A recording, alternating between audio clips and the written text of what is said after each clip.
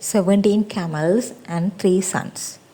Long ago, there lived an old man with his 3 sons in a deserted village located in the vicinity of a desert. He had 17 camels and they were the main source of his income. He used to rent out camels as a means of shipping in the desert. One day, he passed away. He had left a will, leaving his assets for his 3 sons. இப்போ 17 camels and 3 sons, அதாவது 17 கேமலும் 3 புத்திரர்களை பற்றியும் பார்க்க போகிறோம். கேமல்ன்றது ஒட்டகம். அப்போ long ago, அப்போ நிறைய காலத்துக்கு முதல், there lived an old man. அப்போ ஒரு வயசு போன மனிதர் ஒரு ஆள் வாழ்ந்திருக்கிறார். there lived an old man with his 3 sons. அதாவது அந்த வயசு போன ஆள் அவருடைய 3 புத்திரர்களோடு எங்கே வாழ்ந்திருக்கிறாருன்னு சொன்னால் in a deserted village. அதாவது ஒரு மக்கள் மிகவும் குறைவான அடர்த்தி குறைவாக இருக்கிற ஒரு கிராமத்தில் வாழ்ந்திருக்கிறார் அவருடைய 3 பிள்ளைகளோடு. லொக்கேட்டட் இன் த வினிசிட்டி ஆஃப் அ டிசர்ட். அது எங்கே அந்த லொக்கேட்டட்னு சொன்னால் அந்த வில்லேஜ் எங்கே சரியாக இருக்குதுன்னு சொன்னாலும், டிசர்ட்னு சொல்கிறது மனிதர்கள் மிகவும் நடமாட்டம் குறைஞ்ச ஒரு இடம்தான் டிசர்ட்னு சொல்கிறது. அப்போ அதுக்கு பக்கமாக தான் இந்த இவர்கள் வசித்து வந்திருக்கிறார்கள். He had 17 camels and they were the main source of his income. அப்போ அவர்கள் அந்த ஓல்டு மேன், வயசு போன மனிதர் 17 ஒட்டகங்களை வச்சுருந்துருக்கிறார். அதுதான் அவருக்கு அவருடைய வருமானத்தில் மிகவும் பெரிய பங்கு செலுத்தினதாக இருக்க போகுது. தேவு, அதாவது அந்த கேமல்ஸ் தான், அதாவது ஒட்டகங்கள் தான் மிகவும் பெரிய வருமானமாக அவருக்கு இருக்க போகுது. He used to rent out camels as a means of shipping in the desert. அதாவது அவர் என்ன செய்கிறாருன்னு சொன்னால் அதை வாடகைக்கு விடுறது அந்த ஒட்டகங்களை. என்ன எப்படின்னு சொன்னால் அந்த டிசர்ட்ன்றது பாலைவனம். அப்போ பாலைவனத்தில் பயணம் செல்கிறதுக்கு ஒட்டகங்கள் தேவைப்பட போகுது. அப்போ அதால் இந்த ஒட்டகங்களை வாடகைக்கு விட்டு அதில் எந்த வருமானத்தில் தான் அவர் வாழ்ந்து வர்றார். One day he passed away. அப்போ ஒரு நாள் அவர் இறந்து போயிட்டார். He had left a will. அதாவது அந்த பழைய மனிதர், அந்த ஓல்டு மேன் ஒரு உயிலை எழுதி வச்சுட்டு போயிருக்கிறார். Leaving his assets for his 3 sons. அதாவது என்னத்துக்கு அந்த உயில் எழுதப்பட்டதுன்னு சொன்னால், அவருடைய அசட்ஸ்ன்னு சொன்னது அவருடைய சொத்துக்கள். அதுகளை இந்த 3 பிள்ளைகளுக்கும் எப்படி பிரித்து கொடுக்கணுமன்றதை பற்றி தான் அந்த உயில் வில் எழுதப்பட்டிருக்கு. After the funeral and the other obligations were over, the 3 sons read the will. While their father had divided all the property, he had into 3 equal parts. He had divided the 17 camels in a different way. They were not shared equally among the 3, as 17 is an odd number and a prime number which cannot be divided. இந்த 2வது தராவில் என்ன சொல்கிறாங்கன்னு சொன்னால், after the funeral, அதாவது அவருடைய இறப்பு வீட்டுக்கு பிறகு, ஃபியூனரல்ன்றது அவருடைய இறுதி சடங்குக்கு பிறகு, இது அதை மிச்ச ஒப்ளிகேஷன், அதாவது மிச்ச கிரிகைகள் எல்லாம் முடித்தா பிறகு, ஓவர்ன்னு சொன்னால் முடிஞ்சா பிறகு, இந்த 3 sons read the will. அப்போ அந்த 3 பிள்ளைகளும் அந்த உயிலை வாசிக்கிறீனம்.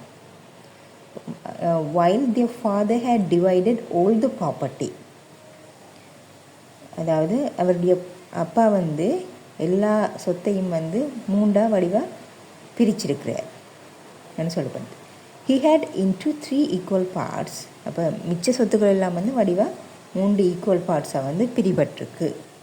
ஆனால் கெமலை பிரிக்கிறது, இந்த ஒட்டகங்களை பிரிக்கிறதுல அவர் வேறு ஒரு வழியை கையாண்டிருக்கிறார். He had divided the 17 camels in a different way. அப்போ அந்த 17 ஒட்டகங்களையும் ஒரு வித்தியாசமான முறையில் பிரிச்சிருக்கிறார். எப்படின்னு சொன்னால், they were not shared equally among the three. இப்போ அது அந்த 17 கேமலையும் வந்து ஈக்குவலாக வந்து அதாவது சமமாக 3 பேருக்கும் பங்கிட முடியல. ஏன்னு சொன்னால் 17 is an add number and prime number which cannot be divided. அப்போ 3 பேருக்கும் வந்து அது ஒரு ஒருமை இலக்கம். சரி தானே, மற்றது வந்து 3ஆவும் வந்து பிரிபட முடியாத இலக்கம். அப்போ அதால் வந்து அவைக்கு பிரிக்க இல்லாமல் போயிட்டுது. சரியா, அடுத்தது பரவா பார்ப்போம். தி old man had stated that the eldest son will own half of the 17 camels. The middle one will get 1/3 of the 17 camels, and the youngest one will get his shares of camels as 1/9. All of them were stunned to read the will and questioned each other how to divide the 17 camels as mentioned in the will. என்ன சொல்கிறேன்னு all of them were stunned, அதாவது எல்லோரும் வந்து சொக்கிச்சு போய் நிற்கிறாங்க. அதாவது என்ன செய்கிறேன்னு தெரியாமல். ஸ்டன்டுன்னு சொன்னால் என்ன செய்கிறேன்னு தெரியாமல் நிற்கிறது. To read the will and question, அதாவது வில்லை வாசிப்பதற்கு வந்து அவர்கள் எல்லோரும் வந்து திகைச்சு போய் நிற்கிறாங்க. And questioned each other how to divide. அப்போ ஒருத்தர் பார்த்து கேள்வி கேட்குறாங்க, எப்படி வந்து இந்த 17 ஒட்டகங்களையும் வந்து இப்படி பிரிக்கிறதுன்னு சொல்லி. எப்படி as mentioned in the will, அதாவது இந்த உயிலில் வந்து எழுதப்பட்ட மாதிரி எப்படி இந்த 17 ஒட்டகங்களையும் பிரிப்பதுன்னு சொல்லி கேட்குறாங்க. It is not possible to divide 17 camels and give half of the 17 camels to the eldest son. It is not possible to divide the camel for the other 2 sons. It is not possible to divide 17 camels. அதாவது 17 ஒட்டகங்களை வந்து அரைவாசியாக வந்து பிரிக்கிறதுக்கு not possible, அதாவது சாத்தியம் இல்லை. It is not பாசிபிள்னு சொன்னால் என்ன சாத்தியம் இல்லைன்னு சொல்லி பார்த்தோம்னு சொன்னால் 17 ஒட்டகங்களை அரைவாசியாக பிரிக்கிறதுக்கு சாத்தியம் இல்லை. அதே நேரம் it is not possible to divide the camels for the other 2 sons. அப்போ அதே மாதிரி என்ன சாத்தியம் இல்லைன்னு சொன்னால் மற்ற 2 மகன்களுக்கும் வந்து இந்த உயிலில் சொல்லப்பட்ட மாதிரி பிரித்து கொடுக்கறதுக்கு சாத்தியம் இல்லை. They spent several days thinking of ways to divide the camels as mentioned in the will, but none could find the answer. அப்போ அவர்கள் they spent several days, அதாவது நிறைய நாட்களை வந்து செலவழிச்சினம். என்னத்துக்குன்னு சொன்னால் thinking of ways to divide. அப்போ எப்படி இதை வந்து பிரிக்கிறதுக்கு சொல்லி யோசித்து நிறைய நாளை வந்து செலவழிக்கிறார். The camels as mention in the will, அதாவது ஒட்டகங்களை வந்து அந்த உயிலில் வந்து குறிப்பிட்ட மாதிரி பிரிக்கிறதுக்கு அவர்கள் வந்து நிறைய நாளாக இருந்து யோசிக்கிறாங்க. பட் நான் குட் ஃபைண்ட் த ஆன்சர், அதாவது நான் குட் ஃபைண்டுன்னு சொன்னால் ஒருத்தரும் அதுக்கான விடையை வந்து கிடைக்கலை, ஒருத்தருக்கும் அந்த விடை வந்து கிடைக்கவில்லை. They finally took the issue to the wise man in the village. The wise man heard the problem and instantly found a solution. He asked them to bring all the 17 camels to him. 17 ஒட்டகங்களையும் வந்து தன்னட்ட கொண்டு வரும்படி அவர் வந்து சொல்கிறார். To bring என்று சொன்னால் கொண்டு வர சொல்கிறார். The sons brought the camels to the wise man's place. The wise man added a camel owned by him and made the total number of camels 18. But the sons brought the camel to the wise man's place. அப்போ அவர் சொன்னபடி புத்திரர்கள் வந்து 17 ஒட்டகங்களையும் வந்து இந்த புத்தி இருக்கிற மனிதர்கிட்ட வந்து கொண்டு வரணும், புத்திசாலி மனிதர்கிட்ட வந்து கொண்டு வரணும்.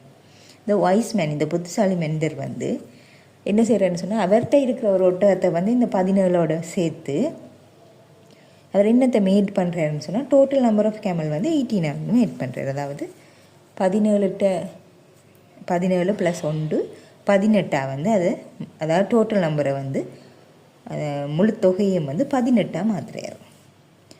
அடுத்த பேரா, now he asked the first son to read the will.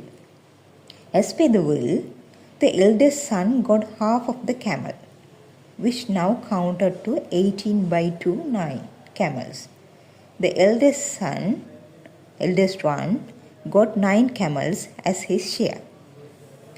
இப்போ நவ் ஹி ஆஸ் த ஃபர்ஸ்ட் சன், அதாவது இப்போ என்ன செய்கிறாருன்னு சொன்னால் அந்த புத்திசாலி மனிதர் முதலாவது மகன்கிட்ட வந்து இப்போ உங்களோட உயிரை வந்து வாசிக்க சொல்லி கேட்குறார். ஹி ஆஸ் த ஃபர்ஸ்ட் சன், அதாவது முதலாவது மகன்கிட்ட வந்து கேட்குறார் டு ரீட் த வில். இப்போ உங்களோட வில்லை வந்து அதாவது உயிரை வாசிக்க சொல்லி கேட்குறார். as per the will, அப்போ வில்லின் படி the eldest son got half the camel. அப்போ எல்டர் சன் வந்து அரைவாசி கேமல் வந்து ஒட்டகங்கள் வரப்போகுது. அப்போ 18 2 பிரித்தா 9 கேமல் வர போகுது. The elder son got 9 camels as his share. அப்போது மூத்த மகன் வந்து 9 ஒட்டகங்களை வந்து பெற்றுக்கொள்ளுகிறார். The remaining camels were 9. அப்போ 18 9 போனால் ரிமைனிங்னு சொன்னது மிச்சம் இருக்கிற ஒட்டகங்கள் வந்து 9. The wise man asked the second son to read the will. He was assigned 1/3 of the total camel. அப்போ புத்திசாலி மனிதர் வந்து ரெண்டாவது மகன்கிட்ட வந்து asked to read the will, அதாவது இப்போ ரெண்டாவது சனுடைய உயிரை வந்து வாசிக்கப்படி கேட்குறார். He was assigned 1/3. அப்போ அவருக்கு என்ன கொடுக்கப்பட்டிருக்குன்னு சொன்னால் 1/3 பங்கு தான் கொடுக்கப்பட்டிருக்கு. அப்போ it came to 18/3 equal to 6 camel. The second son got 6 camels as his share. அப்போ it came to, அதை டிவைட் பண்ணினோம்னு சொன்னால் பிரித்தோம்னு சொன்னால் 18 வேற, அப்போ 18 2 3ன்னு சொன்னால் 6 கேமல் வருது. இப்போ 6 கேமல் வந்து 6 ஒட்டகங்கள் வந்து ரெண்டாவது மகனுக்கு போகுது. Total number of camels shared by the eldest son -9 and -6 equal to 15 camel. அப்போ முதலாவது ஆக்களும் ரெண்டாவது ஆக்களும் வந்து ரெண்டாவது சன்னும் வந்து சேர்த்து 2 போகிறது வந்து 18 ஒட்டகங்கள் போயிட்டுது. மிச்சம் வந்து 3 ஒட்டகங்கள் இருக்குது. The third son read out his share of camel, 1/9 of the total number of camels. இப்போ 1/9ன்னு சொன்னால் 18 9ஆல் பிரிக்கிறது.